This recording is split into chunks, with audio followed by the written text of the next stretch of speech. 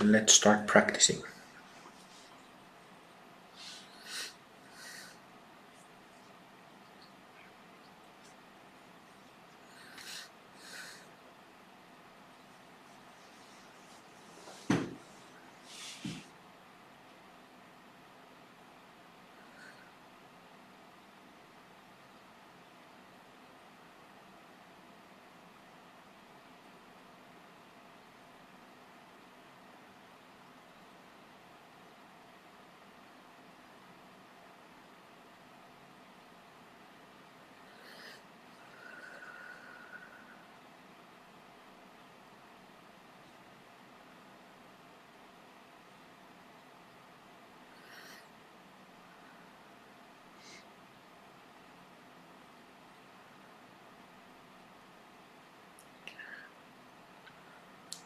One thing that is interesting in the yogic meditative process is learning through sensation, learning through what we feel in the body and in the subtle bodies.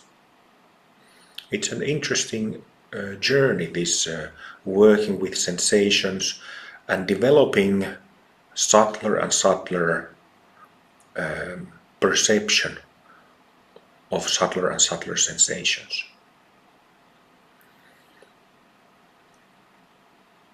But this also, working with our bodies, working with our energies, it makes the whole thing, whole practice in our daily lives, it makes it interesting.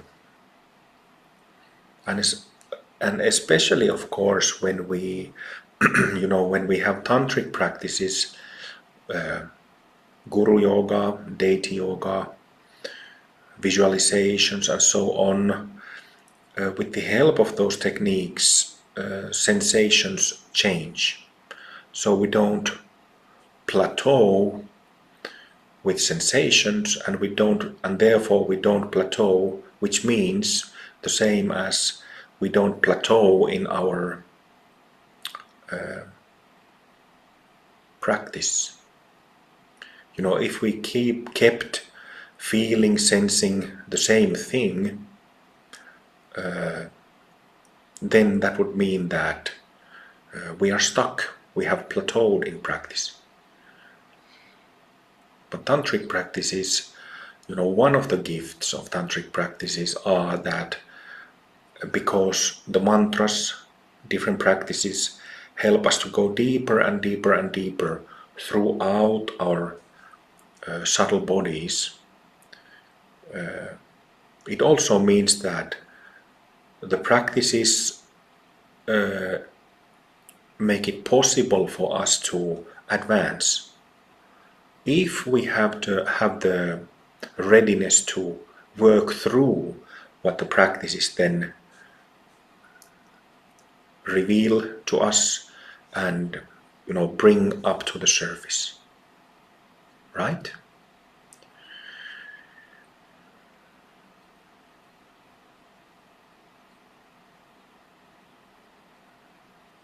So this is actually an immense gift, to have any tool or a toolbox that keeps sometimes we keeps kind of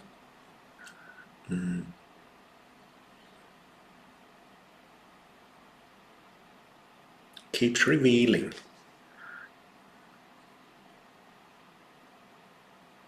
new sensations, new experiences.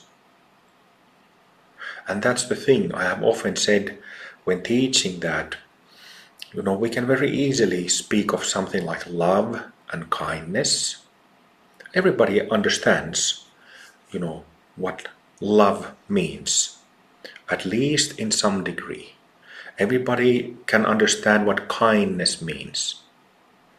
But when it comes to love and kindness and other qualities of our true nature as understood by enlightened ones, then it means that there's lot of scope, a lot of depth to such basic qualities of our nature. Not only little bit of superficial love, or not just little bit of superficial kindness, like fleeting kindness or fleeting love, but completely thorough. Because it is our true nature. That's the thing. We start approaching the basic position is that we come to yogic practice, in this case tantric yoga practice, because we have discovered that life is unsatisfactory. And that is not like an inherent quality, this unsatisfactoriness. It is not an inherent quality of life itself, but it's because we see and feel, perceive life that way. We perceive ourselves that way. So we come to practice and take up some form of meditative practice and exercises, and with the hope, with the intention of changing that situation, changing that deluded, confused, unsatisfactory condition.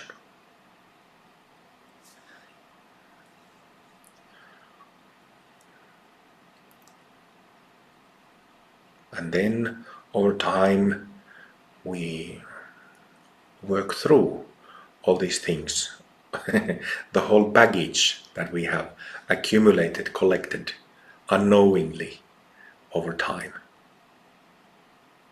decades and lifetimes.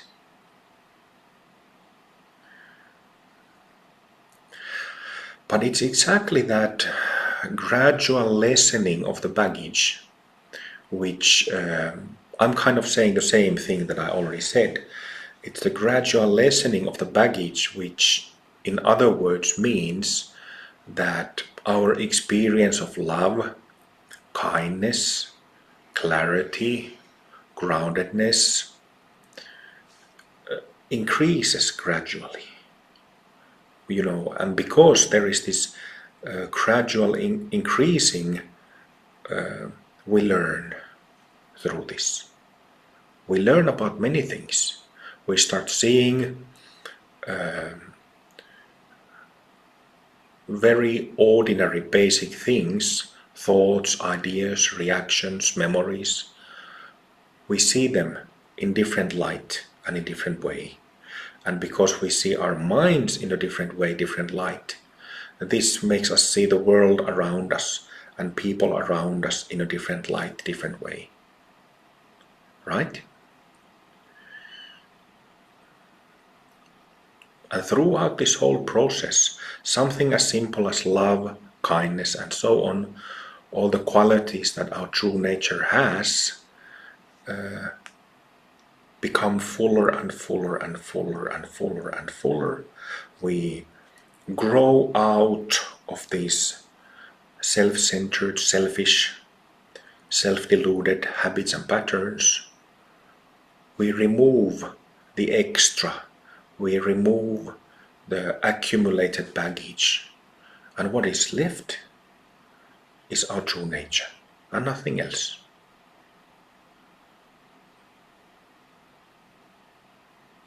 This true nature, which is, I often like to say, flower garden. It's exactly like nature itself. I'm talking about nature like forest and meadows and mountains and rivers. And our nature is exactly like that. Radiant, blooming, full of vitality, full of growth, that force of growth, force of positivity.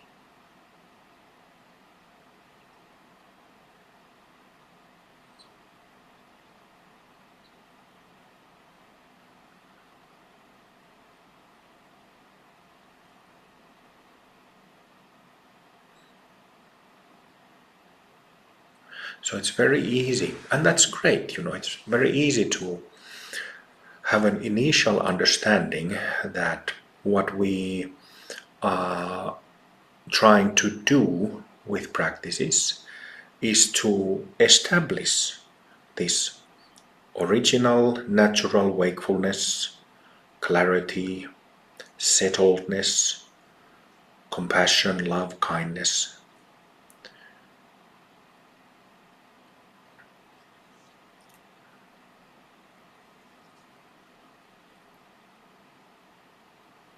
And over time, we learn that there is much more to love that we perhaps originally thought about or understood.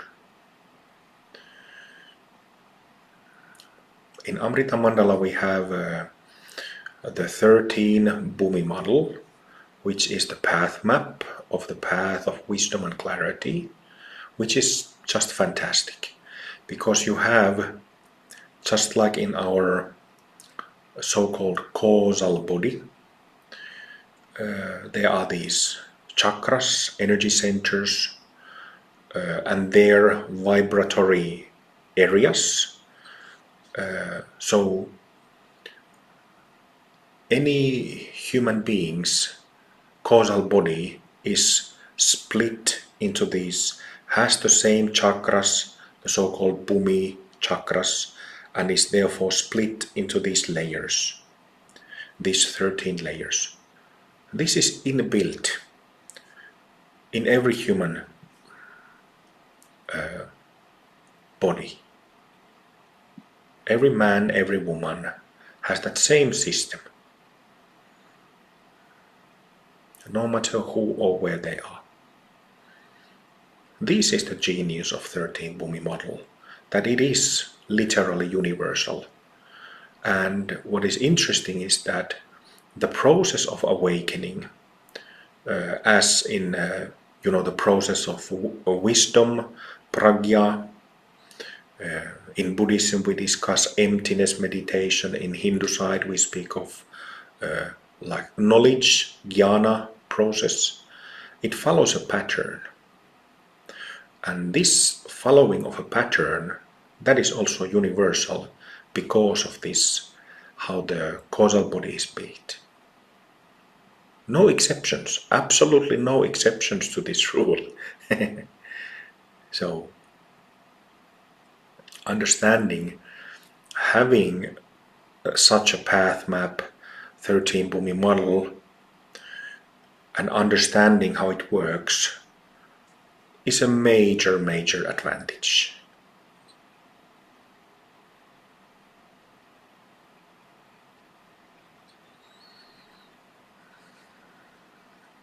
And of course, the main benefit from 13 Bhumi model and the causal body is the gradual lessening of causes of delusion. The cause of delusion, dualistic delusion, is the sense of self. And this sense of self, me, I, has gross, subtle, and very subtle forms. It takes such forms. Here we are talking about the first several bhumis, then we are talking about what the experiences of the 10 bhumis are, the 10 karmic grounds are. Gross, subtle, very subtle, subtle.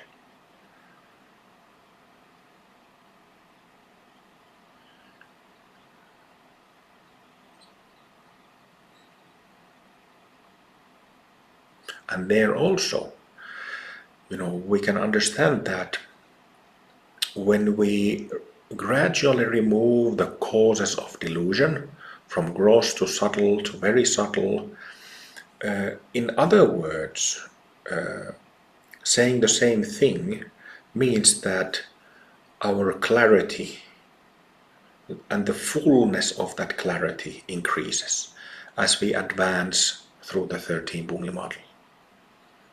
Clarity and fullness of clarity increases. And this means that when we have,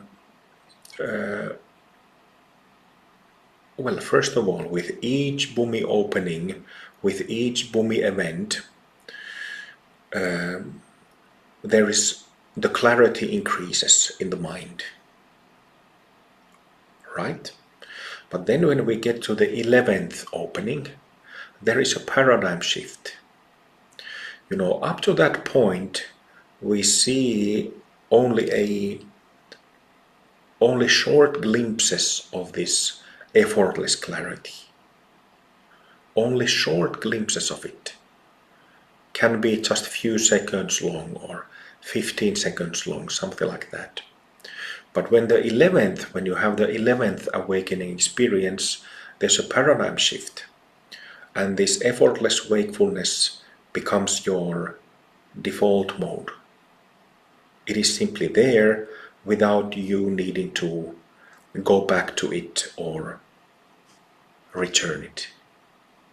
And here again, we can see the benefit of the 13 Bhumi model, because it teaches us that there are 10 karmic grounds, 10 karmic Bhumis, which is also taught in classical Mahayana literature. But then the 11th, 12th and 13th, all of these Bhumis relating to certain energy centers in the subtle body, in the causal body. 11th, 12th and 13th are so-called Mahasiddha Bhumis, grounds of Mahasiddha. So greatly perfected grounds, which means that they are pure. So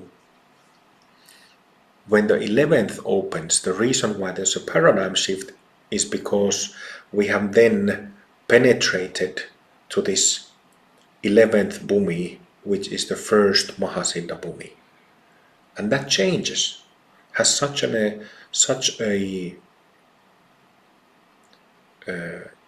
that's how it affects the whole mind.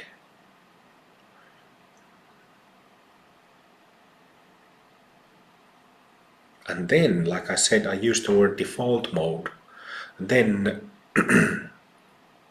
most of the time, our mind rests effortlessly in this basic clarity, basic wakefulness.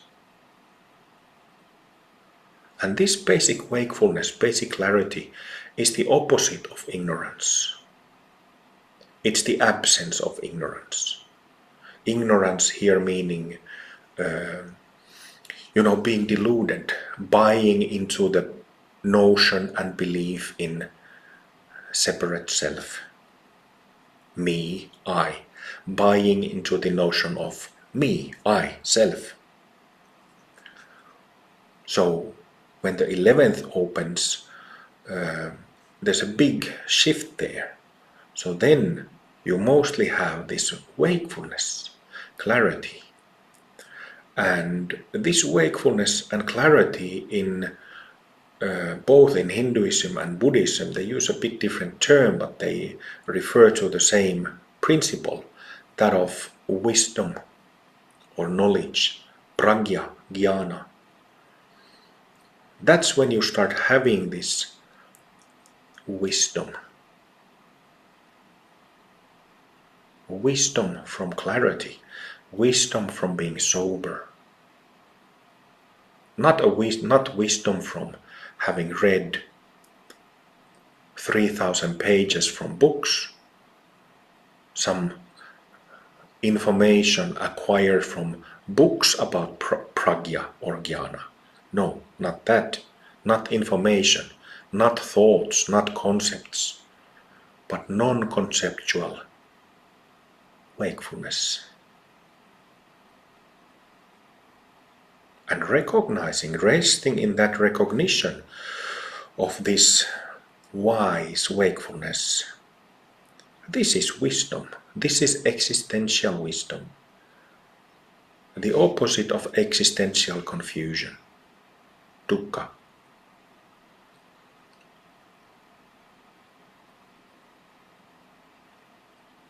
So my point is that there is a gradual process and a path to follow, path to go through the different stages.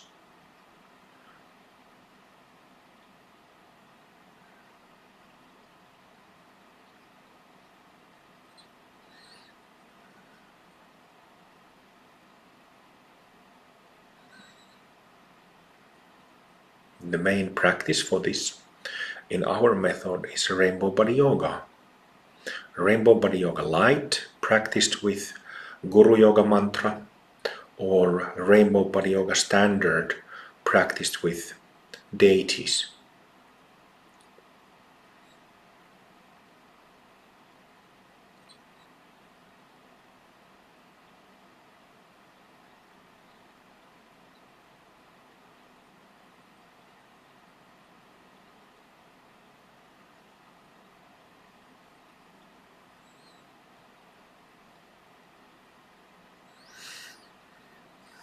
In Buddha's teaching, there is a teaching of 5 basic poisons, or five basic, how to say, like inner obstructions. Kleshas, 5 kleshas, pancha klesha. So it's a very simple theory, but it's an excellent one. And in this Dharma teaching of the Buddha, the klesha of ignorance, avidya klesha, is the one that is removed through the process of wisdom meditation, pragya, jnana, emptiness meditation, which is exactly the same what going through the 13 bhumis is. So removes the obstruction, affliction of ignorance.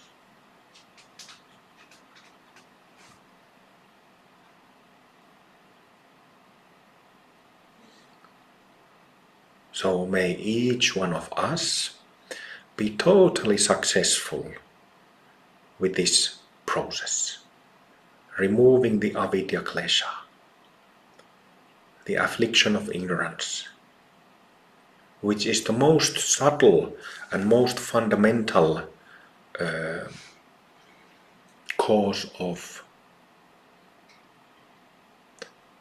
suffering and confusion. It's the subtlest. That's where the problems begin. And then it starts trickling down to grosser bodies, the other subtle body, the astral body, and then the physical body. But it's the causal body where it begins. Hence, I suppose, the name causal, the root cause. That's where it begins. So for the liberation of all sentient beings, from tiny, tiny bugs to all animals, human beings,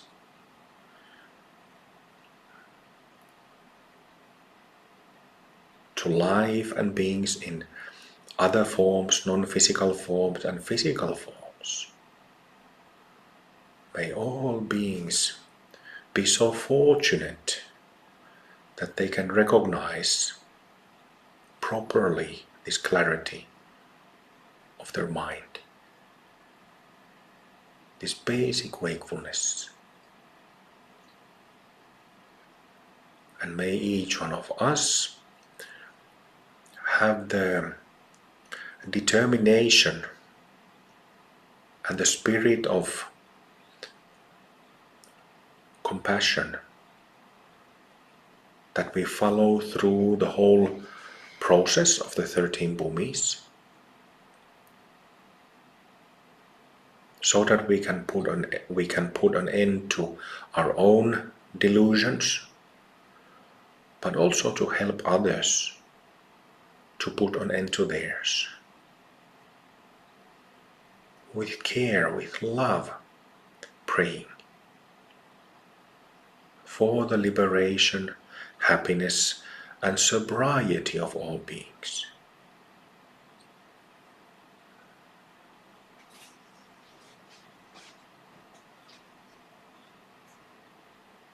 that if something is missing in the world today,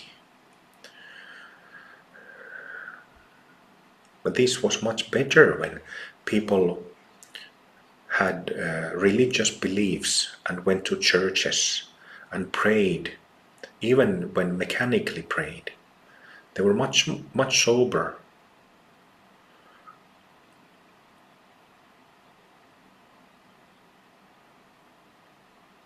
But even intellectuals nowadays are not that sober in their thinking, in their mind, not much clarity.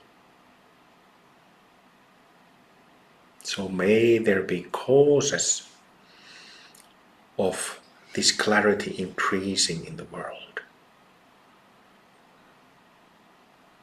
May there be push from each one of us who are practicing bodhisattvas, and may there be push from living teachers and lineage holders and saints, siddhas and mahasiddhas, and may there be push from non-physical siddhas and mahasiddhas, that they will help humanity to sober up.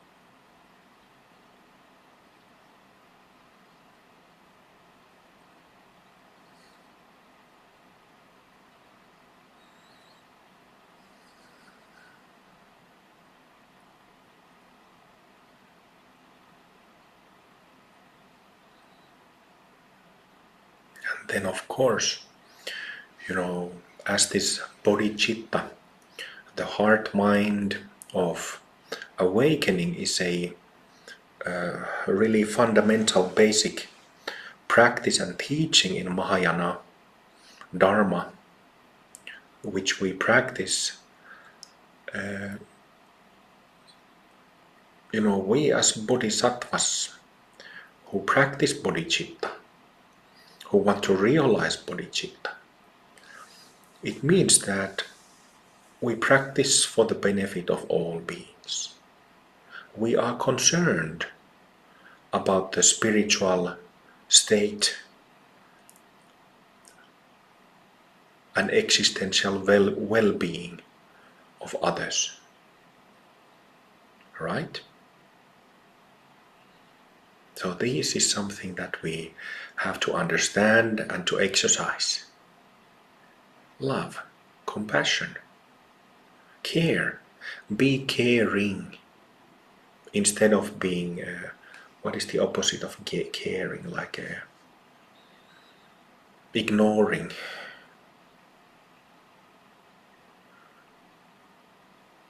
This bodhisattva path to Buddhahood is not a path of ignoring. Even when we ourselves are going through dark nights and hurting the most, which happens in practice, even then and exactly then, going back to our original nature, true nature, wakeful nature, which loves and cares of all beings at all times. Right?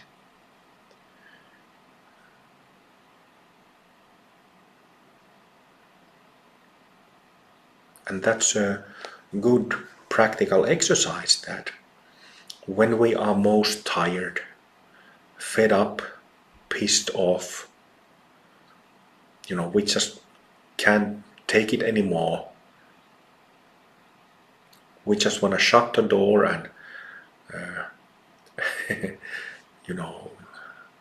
drink a bottle of liquor until it's empty, or eat a gallon of ice cream and watch Netflix for 3 days. Whatever it is is the moment to remember bodhicitta. Even if we take such a break,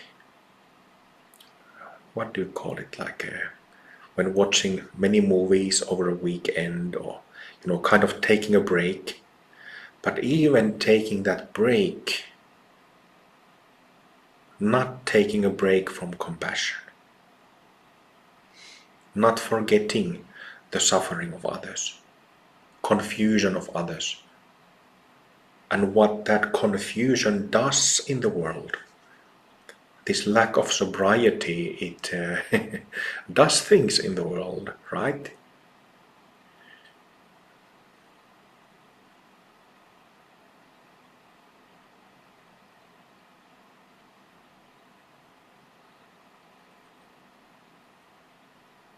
And that's the thing with our nature, and this Buddha nature or God nature, that Mahasiddhas, I think the number might be like hundreds of thousands of male and female yogis in history, and still today have reached this Buddhahood. They have become like Christ.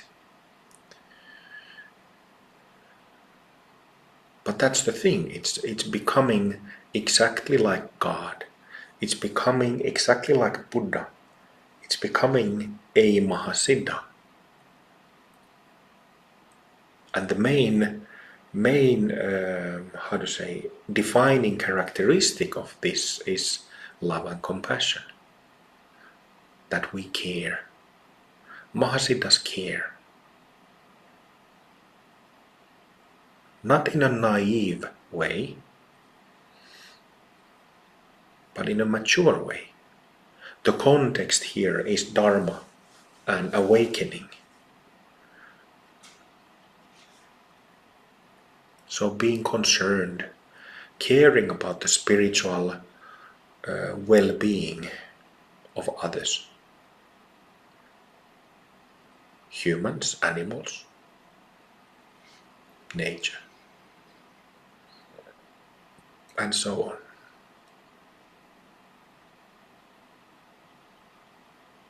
So if it was only clarity without that caring, without love, without compassion, imagine that. Like clarity without heat, without warmth. That would be very strange. It is even difficult to imagine that. And the reason why it's difficult to imagine that, why it feels strange, is because we have a heart. It's because it is not according to our true nature. So we have head, and head should be clear and sober, wakeful. But we also have a heart. And we all know that heart feels. Heart has the function of loving.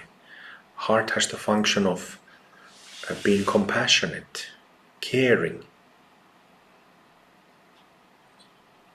Like parents, fathers, mothers.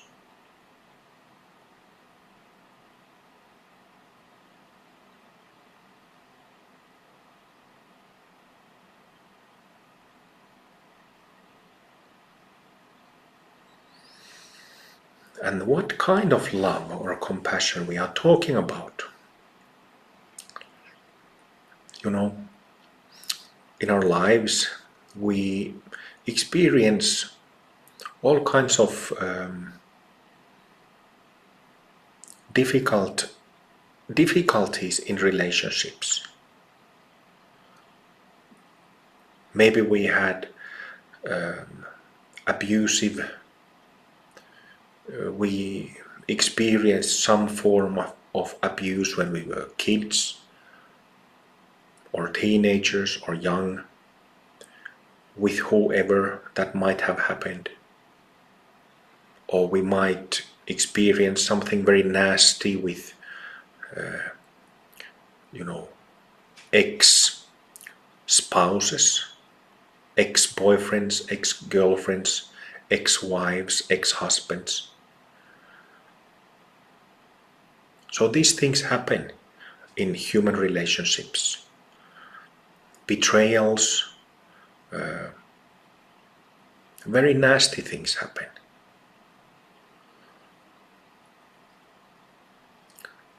And of course, if we look at the world, there are dictators, there are cult leaders in religions, cult leaders in other, other fields. People who manipulate others purposefully, lead them astray, take advantage of others in different ways.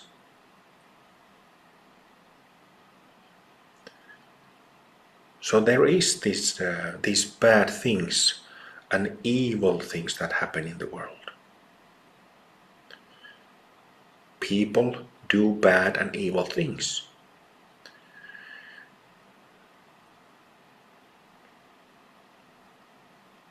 We do bad and evil things.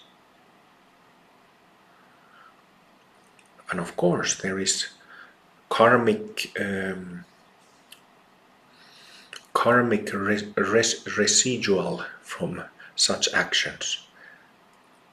Karma means basically what goes around comes around. Whatever you do, it comes back to you. You do something bad or evil, it comes back to you. You do something good, it comes back to you.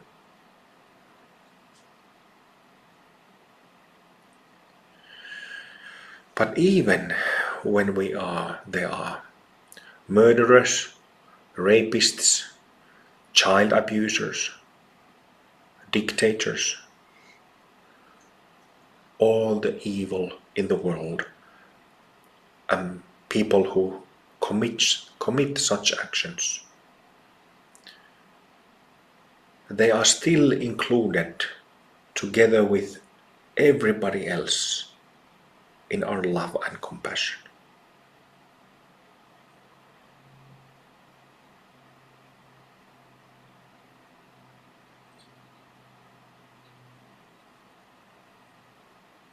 It doesn't mean that we accept those actions.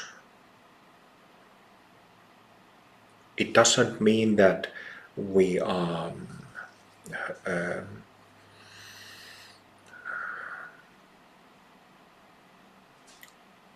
it doesn't mean that we wouldn't use discrimination.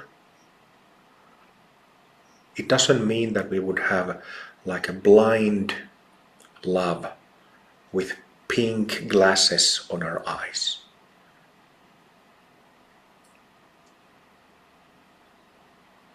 It simply means that this basic nature of ours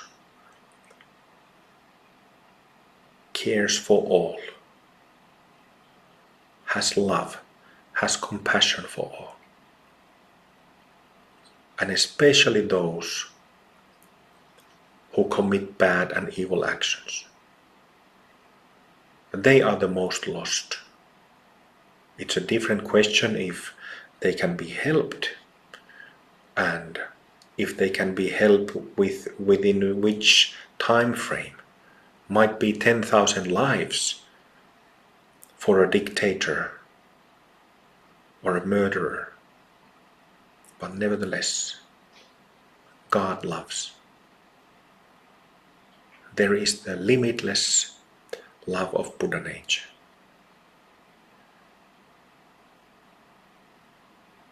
Limitless love of our basic nature.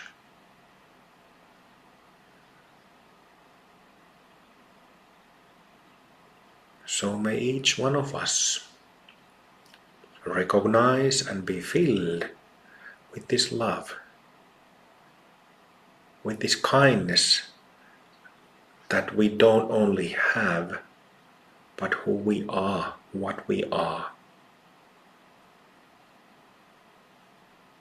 May each one of us be filled with compassion toward ourselves and mistakes and stupidities and bad and evil things we might have done.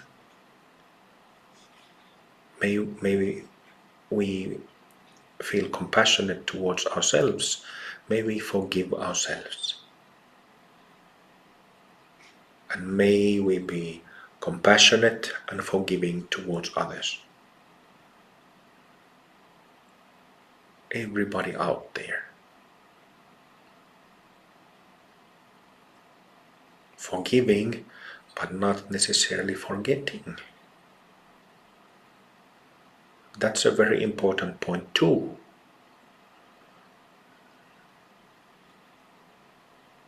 May all beings be loved. All beings.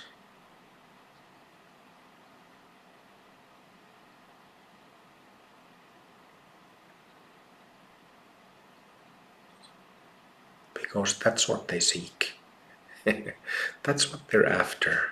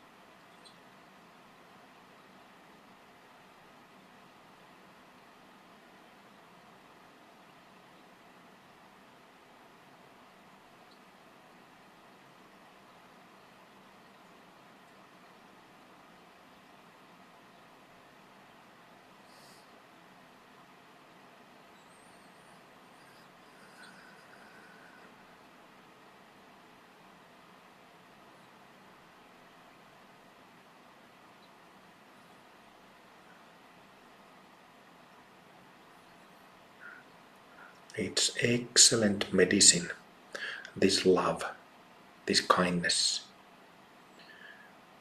It's usually for spiritual seekers and practitioners.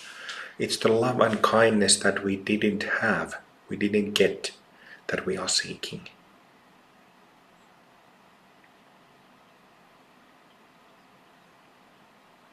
And turns out that we ourselves are the source of love and kindness, are the love of everything that we are seeking, what we want, happiness. Not a single one of us wants to be unhappy. Especially the Mahasiddhas, they don't want to be unhappy, you know? But nobody wants to be unhappy. We all definitely want to be happy. We all want to be joyful rather than being, what's the opposite of joyful? Like without joy. It is obvious when we ask ourselves, do we want to be joyful or would we rather be without joy? It's a no-brainer.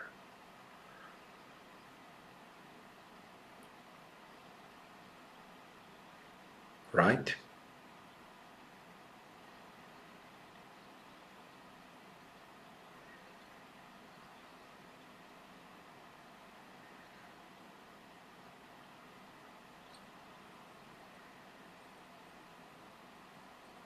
And we are the source of it all.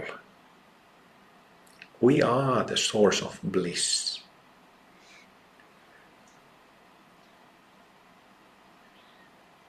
Just like everything else is.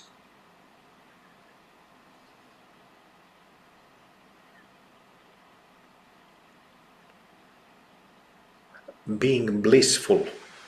There is this. There's lots of literature in yoga and tantra, Hindu, Buddhist, about this bliss, Ananda. Buddha's main disciple was called Ananda. And most monks in Hinduism have the word Ananda in their names. So bliss, blissful, blissfulness. It means sober bliss, not intoxicated bliss, not drunken bliss, but subtle bliss. The kind of subtle bliss that makes you feel happy and joyful, which is happiness and joyfulness. That's Sahajananda, spontaneously perfected bliss, natural bliss. This is the bliss of our true nature.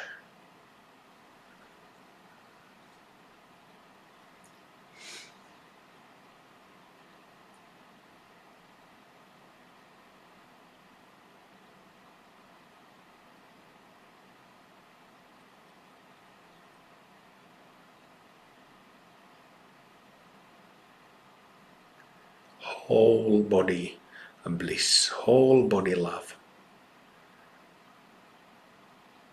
In skin, in muscles, in bones, in bone marrow.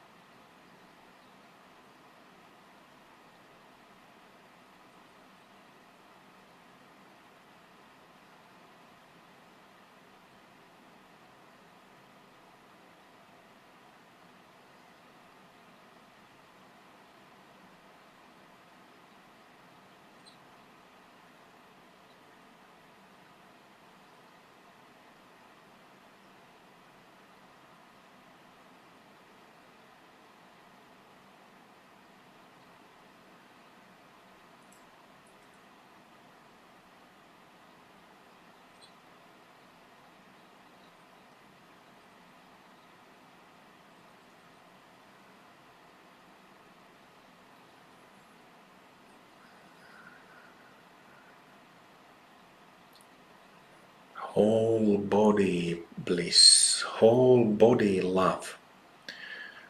The mass of your physical body, whether it's 50 kilograms or 70, 80, to my almost 130 kilograms. This is our bodies of love and bliss.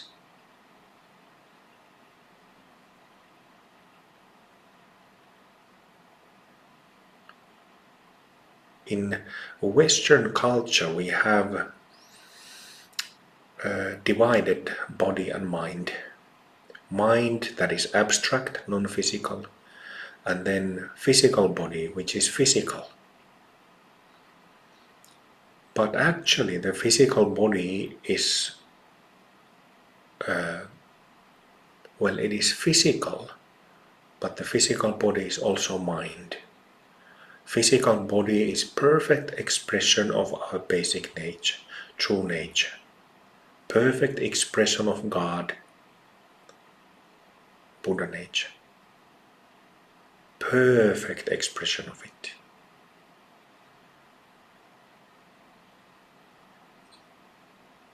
This is the view of the body in most tantric systems. It's body positive. Body is not seen as a problem or something that is only used to get to some goals and achievements. No, the body itself is sacred. The body of bliss, body of love, body of ease, great ease and great bliss.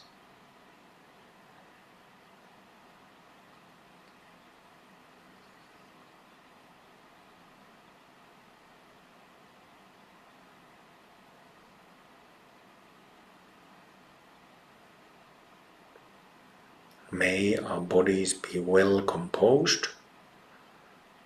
May our bodies be healed and healthy. May our physical bodies be filled with this love, filled with blessings of our true nature.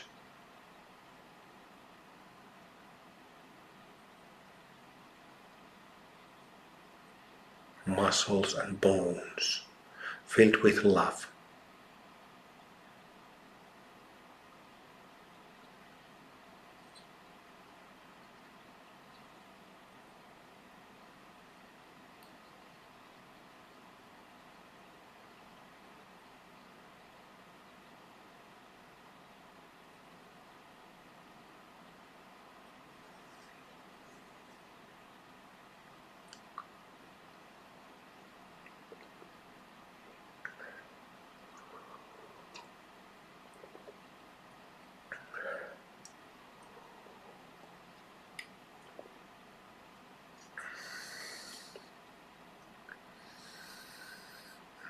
And may there be causes in the world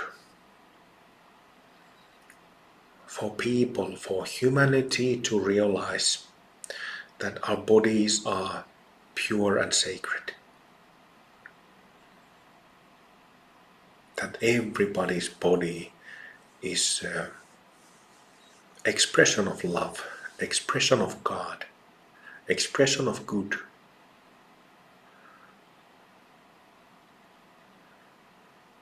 May that understanding spread far and wide.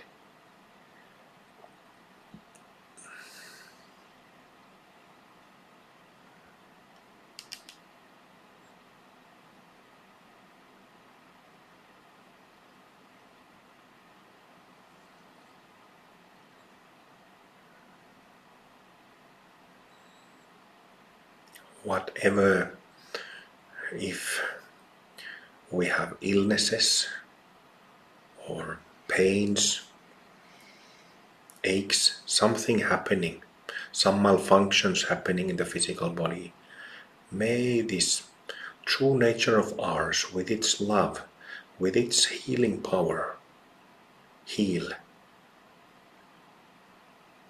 those issues.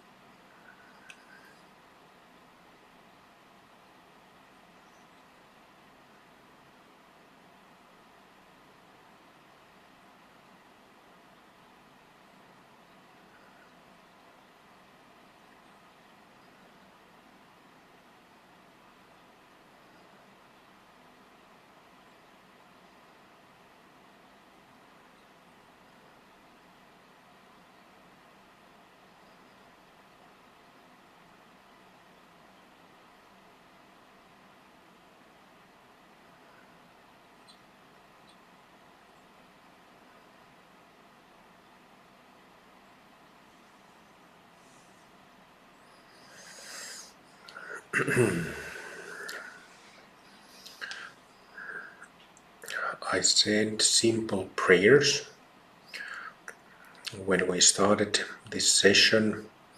I said simple prayers of clarity, of love, kindness, of bliss and love in the body. And because of those prayers, there was increase of spiritual pure energy, Shakti, like a flood of blessings coming out of nowhere. This is exactly the same energy as with tantric deities, or when we invite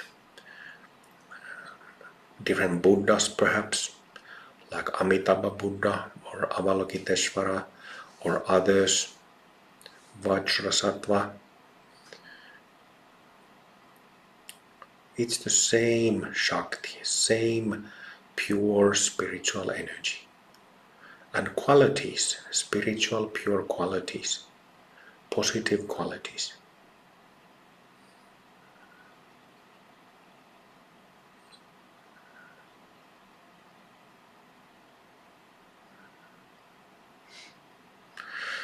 Please stay with the charge.